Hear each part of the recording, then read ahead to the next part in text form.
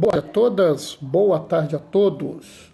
Agora são 15h30, hoje é o dia 23 de maio, está começando a live do isolamento.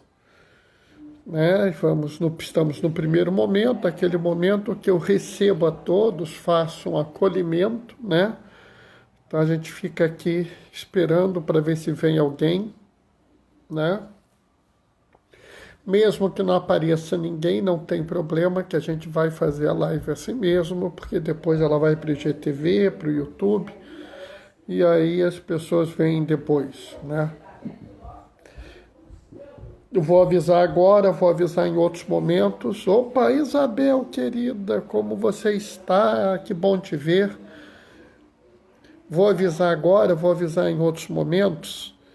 Na segunda-feira, depois de amanhã, farei essa live às 14 horas, às 2 horas da tarde, porque eu tenho que ir ao médico, é uma coisa que eu faço a cada 4 semanas, então não tem jeito, é o horário que ele pode me atender. Então, como ele pode me atender, não dá para eu fazer a live às 3h30, não tem problema. Então, segunda-feira às 14 horas estamos juntos, tá, pessoal? Oi, Fátima, seja bem-vinda. Nós estamos no primeiro momento ainda, na acolhida. Isabel, depois você me diz como é que estão as coisas aí, né? Paulo, eu não estou sabendo quem é você, Paulo, mas seja muito bem-vindo à live, tá? Seja muito bem-vindo aqui à live que a gente está fazendo. Hoje o evangelho é interessante, né? Porque eu fiz um joguinho de palavras. O anúncio que eu fiz, né, tem um joguinho de palavras, né? Isabel, sim, saudade, vamos conversar depois. Claro, sem problema. Logo depois da live, se você quiser, a gente está aí para conversar, tá? Fernando, seja bem-vindo, Fernando. Tudo bem? Como é que você está, rapaz?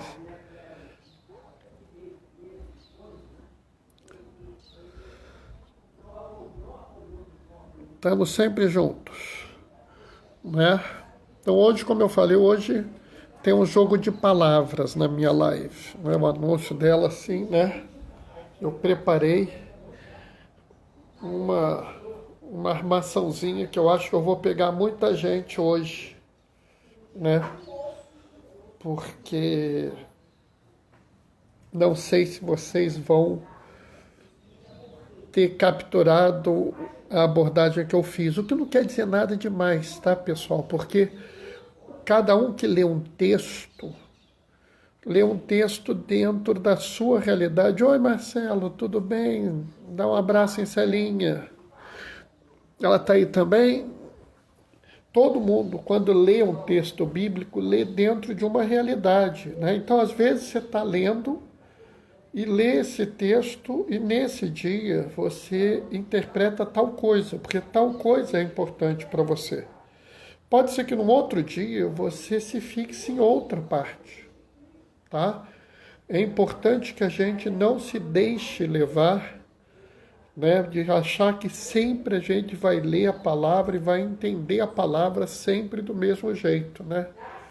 Aliás, eu tenho que achar, eu vou achar essa homilia.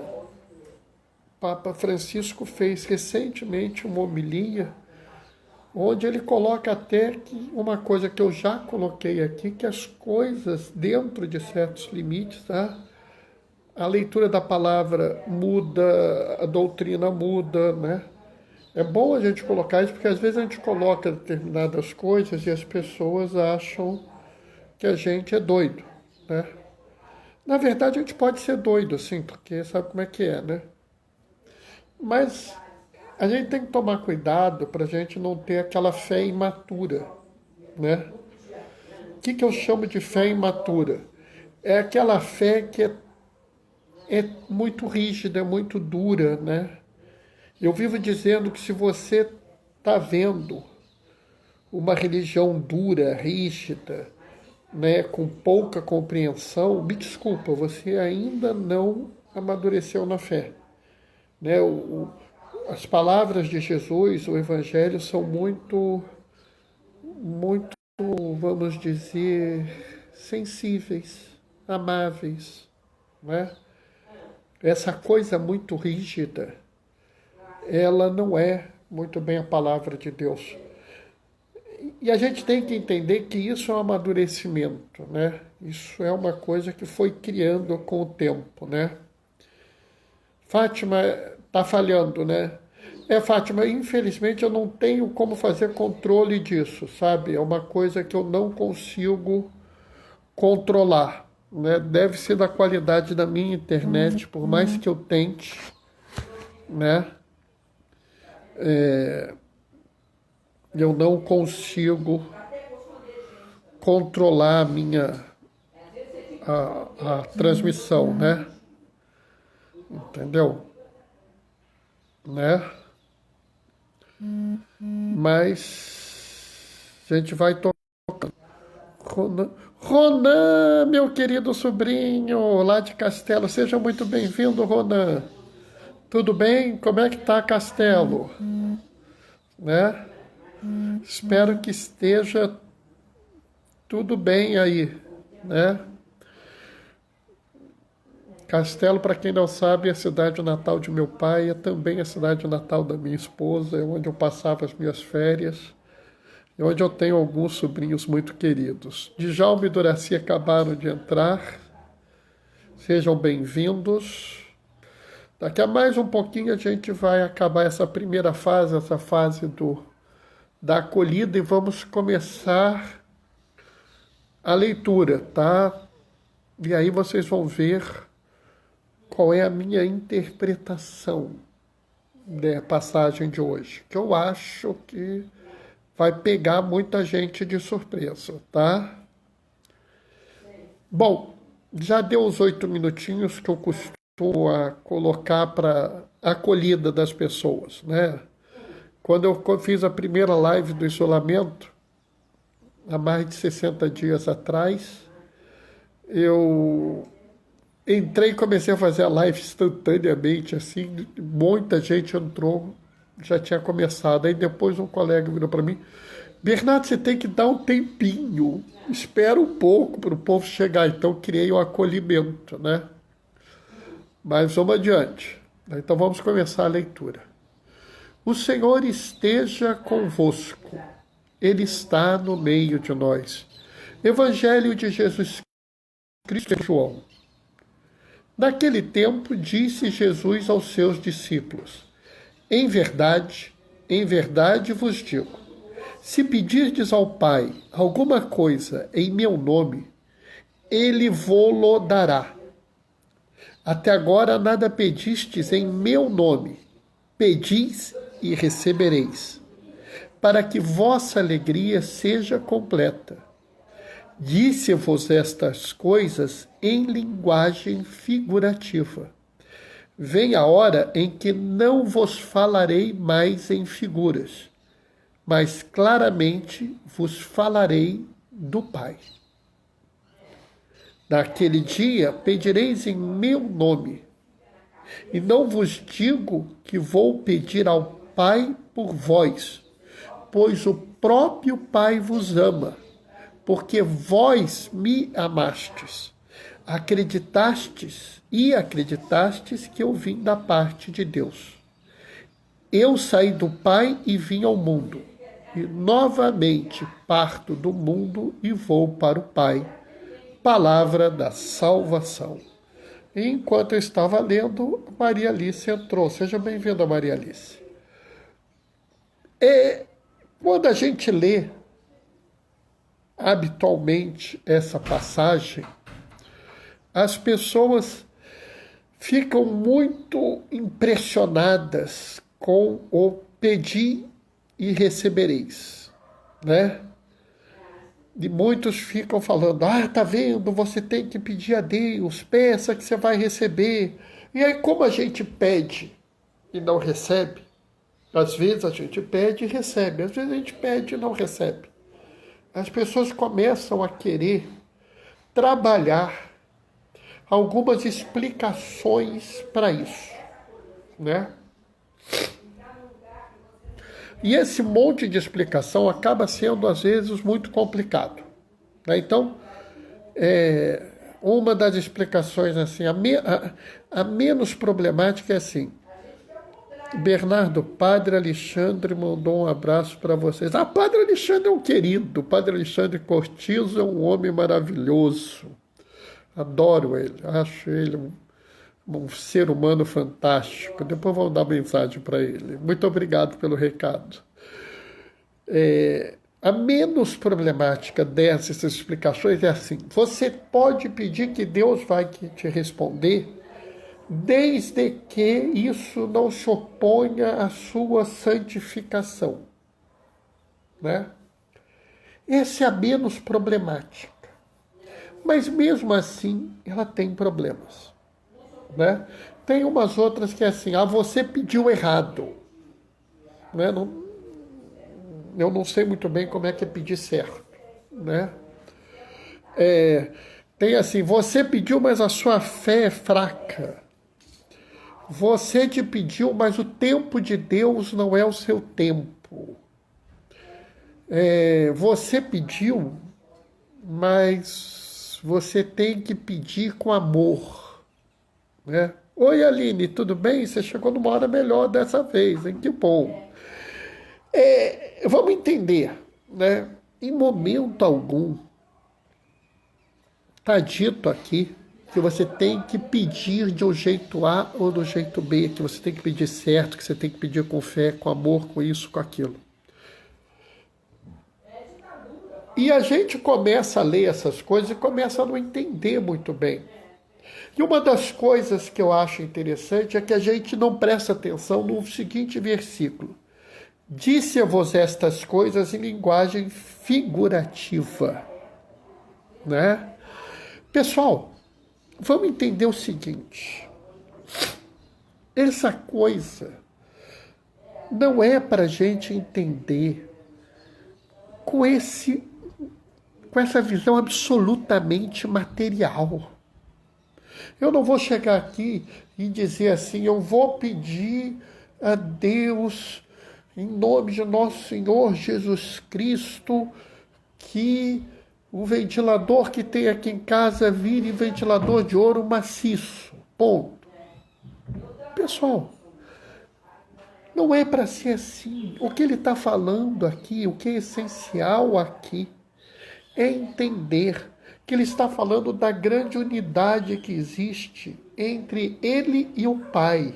Vamos entender que a imensa maioria das pessoas com quem ele está falando sequer poderiam entender que Jesus era Deus, porque isso era absolutamente inaceitável naquela época.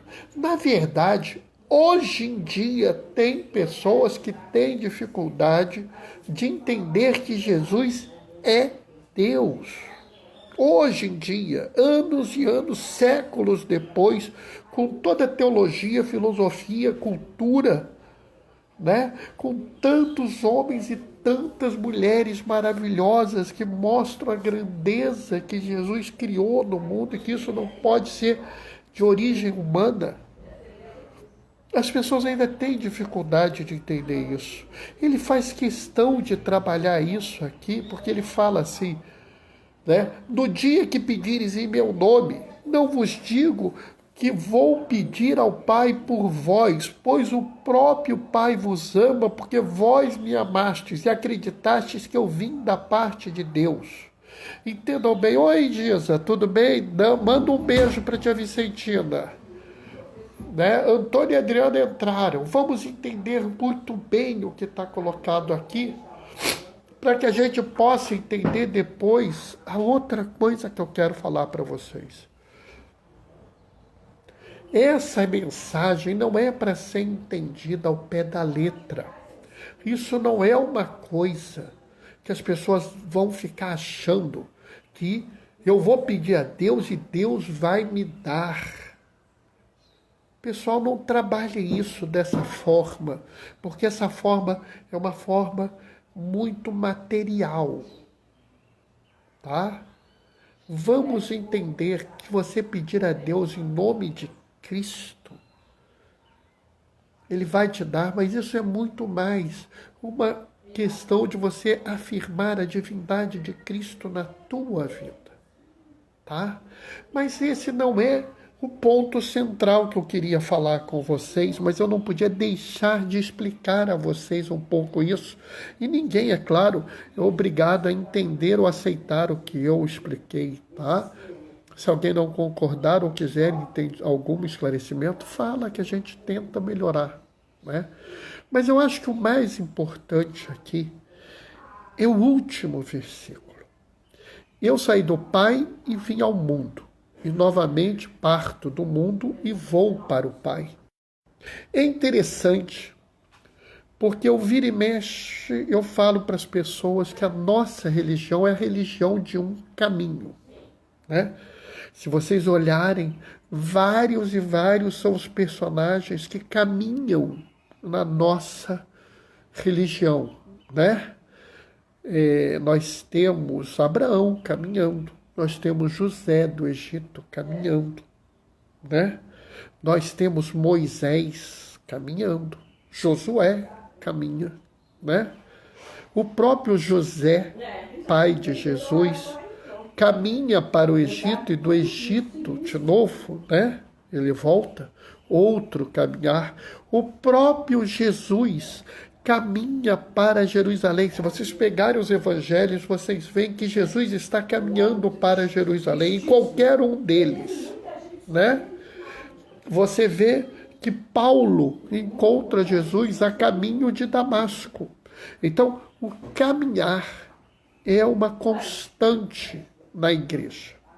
É até interessante, porque o primeiro catecismo da igreja chama-se Didaquê, tá? Esse foi, por assim dizer, o catecismo escrito pelos apóstolos. Não é que eles pegaram para escrever, mas baseado no que eles falaram, os catequistas, né, que não havia essa figura de catequista, mas aqueles que se encarregavam de ensinar a fé, e que hoje seriam os catequistas, transcreveram aquilo, apresentaram os apóstolos, e os apóstolos validaram aquilo, disseram, isso aí, isso aí. Sabe como é que ele começa? Ele começa assim, oi Marquinhos, seja bem-vindo. Ele começa assim, a vida tem dois caminhos, o caminho da vida e o caminho da morte. Então, a nossa religião é uma religião de caminho, de caminhada. Eu vivo dizendo às vezes para as pessoas falam assim, Bernardo, você é um diácono, você é sensacional, eu nunca vou chegar nesse ponto que você está. E eu falo assim, claro que vai. A vida é uma caminhada. É só você se pôr a caminho. E digo mais, pode ser que você, daqui a algum tempo, esteja muito além do que eu estou, né?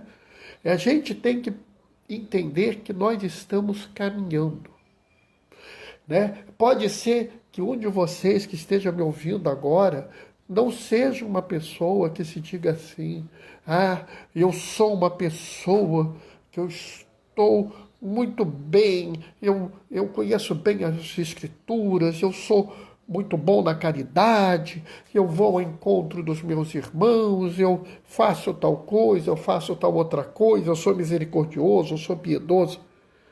Mas eu não sou tudo isso. Tem gente que vai dizer, não, eu sou horrível, eu não faço nem um quinto disso, Bernardo. Não interessa. Interessa que você está num caminho. É isso que nós temos que entender, né? E quando eu era garoto, a gente dizia assim, a igreja é o povo de Deus a caminho. Até quando eu era garoto já existia essa coisa do caminho. E é interessante porque Jesus, ele traça um caminho no mundo. Olha aqui, eu saí do Pai e vim ao mundo. E novamente parto do mundo e vou para o Pai. É interessante porque nós temos no Evangelho de João, e eu gosto de lembrar às pessoas que João, ele é o único dos evangelhos que é escrito para os cristãos. Marcos escreve para os romanos que querem se tornar cristãos. Mateus escreve para os judeus que querem se tornar cristãos, né? Lucas escreve para os gentios que querem se tornar cristãos. João escreve para aqueles que já são cristãos. E é interessante porque ele coloca muito claramente o caminhar de Jesus. No princípio era o Verbo, e o Verbo estava com Deus, e o Verbo era Deus, e o Verbo veio ao mundo. Estão lembrados disso? Ele mais de uma vez fala assim, Jesus foi para tal lugar, Jesus foi para tal lugar, Jesus foi para tal outro lugar. Jesus foi para Betânia, se encontrar com Lázaro e sua família. Betânia fica tanto tempo de lá. Jesus fez isso, Jesus... E ele coloca uma coisa que eu acho sensacional. Eu saí do Pai e vim ao mundo. Ele fez um caminho. No mundo ele caminhou. Novamente parto do mundo e vou para o Pai. Nós temos que entender que se a gente realmente quer ser seguidor de Jesus, eu quero ser seguidor de Jesus, eu quero. Então, tudo bem, maravilhoso, eu te dou o maior apoio. Se precisar de mim, eu vou te ajudar. Tá? Não pense o contrário. Pelo contrário, te dou uma força para você ser um seguidor de Jesus. Agora entenda que ninguém vai seguir Jesus pronto. Oi, Cadu, tudo bem? Melzinha tá aí? E a Brígida? Conta para mim. Ninguém é seguidor de Jesus pronto. Você não acorda de manhã e fala assim, eu vou seguir Jesus, e pimba, está pronto. Não. Você vai fazer exatamente o que Jesus fez, você vai caminhar. Né? É interessante porque quando eu coloquei Jesus e o caminho, muita gente deve ter feito lembrança de eu sou a verdade, o caminho e a vida. Né? Porque achou que era Jesus é caminho. É Jesus e caminho. Porque eu estou dizendo aqui que Jesus caminha. E que nós vamos ter que caminhar também. Nós vamos ter que nos pôr ao caminho. Né?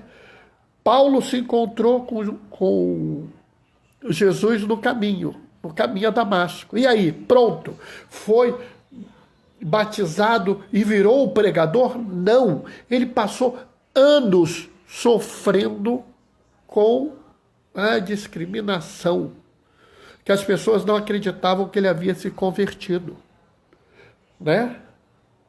E ele se tornou Paulo, que grande parte da sua vida na igreja e toda parte da sua obra na igreja, a maior parte, não foram as encíclicas que ficaram, não foram aquelas epístolas que ficaram, e sim a caminhada dele pelo mundo. Né? Eu falei ontem, hoje nós estamos fazendo encontro de jovens virtual, né? Porque a gente faria o encontro de jovens hoje e não está fazendo. Isso não quer dizer nada, porque os jovens estão se encontrando. Mas o que eu acho mais importante é que a partir do momento...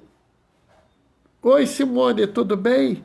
A partir do momento que você escolhe se encontrar com Jesus, você vai começar uma caminhada. E não tem nada de errado em fazer essa caminhada, porque o próprio Jesus caminhou. Porque todos os grandes que estão na Sagrada Escritura caminharam. Eles não ficaram ali tranquilos, não. E vários deles, enquanto caminhavam, em vários momentos se sentiram desanimados, se sentiram indignos. Alguns deles desistiram. Isaías vira. Oi, Brígida, tudo bem? Isaías vira e chega a falar, Senhor, tá bom, eu tô cansado, me deixa em paz, eu não aguento mais, seguir o Senhor faz muito mal para mim, deixa eu morrer aqui quieto. Pessoal, isso é próprio do ser humano. A gente achar às vezes que está difícil caminhar é normal. A gente achar que o caminho é muito duro, eu quero parar um pouco, eu quero descansar, é normal. Não se pense que isso tem algo de errado em vocês. Não exijam de vocês um fardo por demais pesado. Porque se o fardo que você estiver carregando é demais pesado, vocês estão carregando o fardo errado. Hã? Como assim? Não sou eu que disse, foi o próprio Jesus. Ele disse que meu jugo é suave, meu fardo é leve. Entendam bem, vocês vão fazer uma caminhada. Como Jesus caminhou no mundo e foi depois de encontro ao Pai, vocês vão caminhar no mundo e vão de encontro ao Pai. Oi, Sheila. O que não quer dizer que essa caminhada tenha que ser desgastante, exaustiva, que ela cause a vocês desconforto. Vocês não precisam sair correndo. Vocês podem ir andando aos poucos. E observem bem. Se nessa caminhada você tiver que pegar um atalho, pegue. Se nessa caminhada você tiver que fazer uma pausa, faça. Não ache que isso tem que ser algo que seja difícil, porque não foi isso que Cristo falou. O que Jesus pede é que vocês caminhem no passo que vocês podem caminhar, da forma que vocês podem caminhar. Se vocês precisam de um guia para levar vocês nesse caminho, tenham um guia. Se precisam de dois, tenham dois. Giza está falando, no tempo de Deus seguiremos em frente. Perfeito, Giza, é isso mesmo. Eu não preciso estipular uma meta. Esse negócio de estipular meta é coisa do mundo. Aquele mundo que João fala. Aquele mundo que se opõe ao plano de salvação. Espera no tempo de Deus que você vai seguir em frente. Aos poucos, devagar, mas vai ser firme. Não há necessidade da gente achar que tudo tem que ser a ferro e fogo, tá? Não pense que a gente vive uma religião. A gente acredita em homens e mulheres prontos. Não! A gente não acredita em homens e mulheres prontos. A gente não acredita em homens e mulheres perfeitos. A gente não acredita nisso. A gente acredita em pessoas que buscam. Se vocês passarem a vida inteira de vocês buscando a Jesus, pessoal, não se preocupe. Não se preocupe. Se cada um do caminho de vocês, devagarzinho, perseverança, é isso que eu estou falando, Giza. Persevere. Vai mesmo, mas eu não estou indo rápido que nem meu vizinho. Isso não é uma corrida. Isso não é uma disputa. Isso é uma caminhada.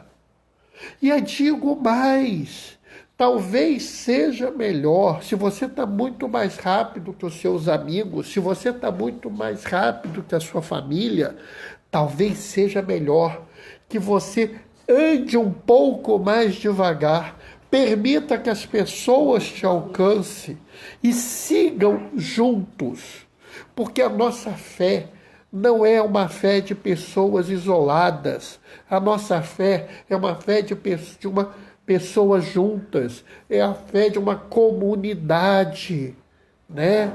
Eu vivo lembrando as pessoas, vão ver um batismo. Uma das perguntas é, e vocês aqui presentes querem ser uma comunidade de fé e de amor? Já pensaram nisso? Hoje falhou muito, perdi quase tudo, que pena. Fátima, entra depois que vai passar do IGTV e você vê de novo. Você vai ver, pode ficar tranquila, Fátima. Fernando, aquele que persevera até o fim será salvo. Sim, Sim. E observe, Fernando, que não é uma meta, você não tem uma linha para cruzar. Você não tem que virar e dizer assim, se eu não chegar até aqui, eu não vou ser salvo. Não, não foi isso que Cristo disse. Não há uma linha em toda a Sagrada Escritura que diga isso. O que a Sagrada Escritura fala é que você tem que seguir. E eu insisto com vocês, não sigam sozinhos. Não, vocês não estão numa disputa. É melhor que vocês andem menos e andem juntos do que vocês andem sozinhos correndo lá na frente. A fé individual é a fé do mundo, não é a fé da igreja. Não é o que Jesus pediu aos homens e mulheres desse mundo. Jesus pede que nós sigamos juntos, que nós olhemos um para o lado e vejamos, e fulano ficou para trás, eu vou parar. E se for necessário, e se realmente é necessário, andem para trás e vão pegar aquela pessoa, porque ela não pode ficar perdida. Nosso Deus, Jesus, é aquele que abandona 99 ovelhas para pegar uma que está perdida. Façam vocês também isso, porque eu garanto para vocês que o dia que vocês andarem ao encontro de alguém que ficou para trás, alguém que se perdeu, quando vocês trouxerem essa pessoa de volta para o caminho, vocês vão descobrir que vocês pegaram um atalho. Vocês vão descobrir que vocês foram muito mais à frente do que teriam ido se tivessem continuado sem fazer aquilo. Por isso, pessoal, é que nós devemos sempre ir juntos, sempre irmos como comunidade. Como comunidade, a palavra é essa, tá? Então, pessoal, vamos entender que a nossa fé é uma fé de caminhada, que a cada dia nós vamos caminhar e conseguir mais, tá? E um dia a gente se encontra, cada um chega do seu caminho, do seu jeito, na sua velocidade, mas nós vamos de volta ao Pai. Amém? Bom, o que eu tinha para falar para vocês hoje era isso, né? Eu espero que isso que eu tenha falado possa ter ajudado vocês, tá? Eu espero que isso possa clarificar um pouco a vida de vocês. E assim, eu vivo dizendo, né? Isso aqui não é uma realidade, assim, ninguém é obrigado a concordar comigo. Se algum de vocês não concorda, ou se algum de vocês não entende, ou se algum de vocês acha que precisa de explicar melhor ou de entender melhor, pessoal, essa live é aberta, tá? Qualquer um pode participar, pode falar, pode entrar, pode dizer, eu discordo de você, Bernardo, você está falando besteira, não tem problema, pessoal, tá? Eu mudei ano passado, eu passei a exercer uma coisa chamada sinodalidade, né? Eu aprendi isso com o sínodo para a Amazônia. Então, o que eu estou falando aqui, vocês podem me contrapor, vocês podem concordar comigo, não tem aqui...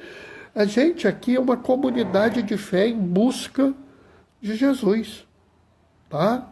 Nós todos caminhando, né? Nós todos estamos caminhando, né? Inclusive eu, tá? Queria que continuasse pós-pandemia. Adalgisa, você é a segunda a manifestar isso, né? Eu não sei como é que vai ser o pós-pandemia, né? É bem capaz de continuar, né? Só que aí eu vou trocar, não vai ser mais a live do isolamento, eu vou criar uma outra série, né? Não sei o que eu vou fazer na vida, né?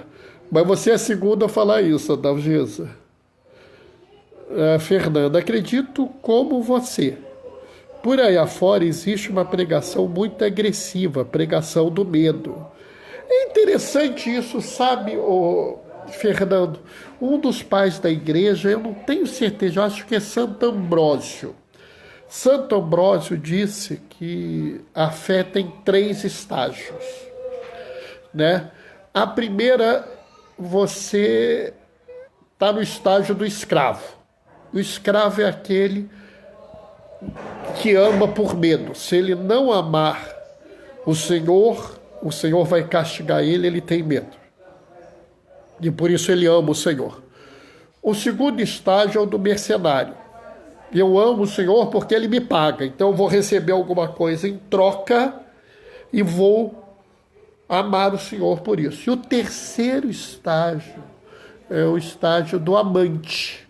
É o do amante, que ama o Senhor por amá-lo, né? São Bernardo de Claraval fala, amo porque amo e amo por amar, né? Tem gente que ainda está fazendo a pregação do escravo. Se você não fizer isso, vai acontecer, vai isso, vai aquilo. Eu, sinceramente, eu quero viver como amante. Tá? Eu quero amar a Deus e pronto. Eu amo porque amo e amo por amar, né? Giza está nos fortalecendo a cada dia. Bom, Giza, quando eu comecei a fazer isso, foi para isso mesmo. Foi para fortalecer as pessoas, foi para levar as pessoas para um momento melhor, tá? Essa é a ideia central da live do isolamento. E vamos ver, vamos seguir. De repente, né, a gente começa a fazer esse encontro todo dia, né? Eu acho que a gente não diz pra gente qual é o caminho, né? A gente é caminhando que se faz o caminho, né? Quando eu era garoto tinha uma música que falava isso, né? Pouco a pouco, passo a passo, os caminhos se fazem, né? Então, assim, de repente vai acontecer, não sei, né? Isso aí vai depender, inclusive, do que acontecer, quando a pandemia acabar, quando... Não sei. O importante é que a gente caminhar hoje juntos, né? Caminhar amanhã juntos e vamos caminhando, né? Eu volto a dizer, eu falei no início da live, vou falar agora, segunda-feira eu tenho que ir no médico. Então a live vai ser às 14 horas, tá? Segunda-feira e depois de amanhã, especialmente, live às 14 horas. Desculpa trocar o horário, pessoal, mas não havia como conciliar o horário do médico com o horário da live. E aí a saúde em primeiro lugar, né, pessoal? Eu sei que vocês vão me entender. Bom, a gente já falou muito, acho que está na hora de eu me despedir de vocês, para que vocês possam ir fazer outras coisas. Saibam que eu estou sempre aqui, qualquer hora do dia ou da noite, é só mandar uma mensagem que eu estou aí para ajudar vocês, tá? Pode ser pelo Instagram, pode ser pelo YouTube, por onde vocês quiserem, tá? O Senhor esteja convosco, Ele está no meio de nós. Por intercessão de São Sebastião, desça, primo, nos aproximamos também, é verdade, Adalgisa. Por intercessão de São Sebastião, desça sobre vós e permaneça para sempre a bênção do Deus Todo-Poderoso, Ele que é Pai, Filho e Espírito Santo. Amém. Levai a todos a alegria do Senhor ressuscitado. Permaneçam em casa, fiquem protegidos e que o Senhor sempre vos acompanhe. Bendigamos ao Senhor, demos graças a Deus. Tchau, tchau, até amanhã, 15h30.